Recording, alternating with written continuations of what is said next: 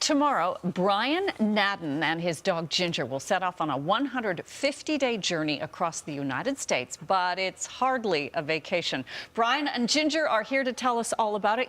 Your journey, Brian, thanks for coming in this morning, is for a very good cause. Yeah, thank you, Colleen. Appreciate you guys having us, so we're pretty excited. Tell us about why you're doing this. We're trying to bring awareness for post-traumatic stress disorder. To let everyone know that it's not a disorder, it's not a mental health issue, it's just an injury.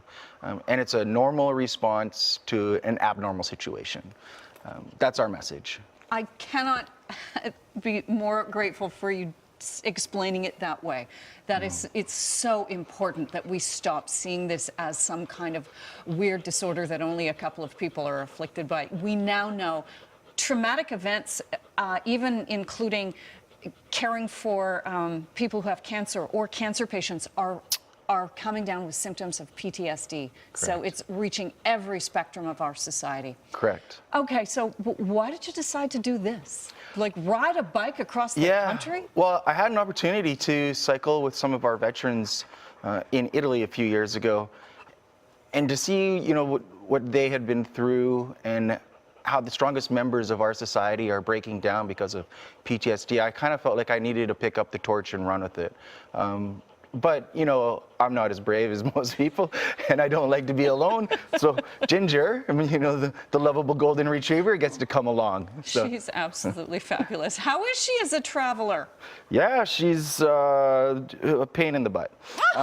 She wants to swim every time she sees water. She jumps around in her trailer like a little kid.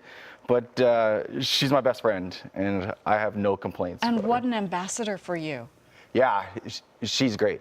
Ginger kind of is the catalyst in the situations where people want to approach you, they want to talk, they see that you have signs up for post-traumatic stress.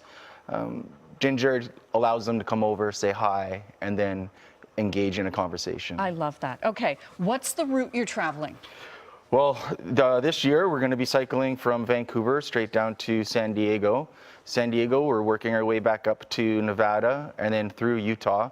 And then from Utah directly across, or I should say directly back up to Chicago, Chicago over to Boston, and then Boston straight down the coast to Miami. Wow. Is this the first major tour you've done of this kind? Ginger and I actually cycled across Canada last year, so we finished 8,000 kilometers in 110 days.